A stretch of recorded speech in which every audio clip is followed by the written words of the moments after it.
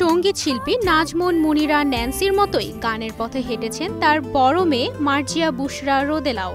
ইতিমধ্যে রোদেলার একাধিক গান শ্রোতা মহলে প্রশংসা কুড়িয়েছে।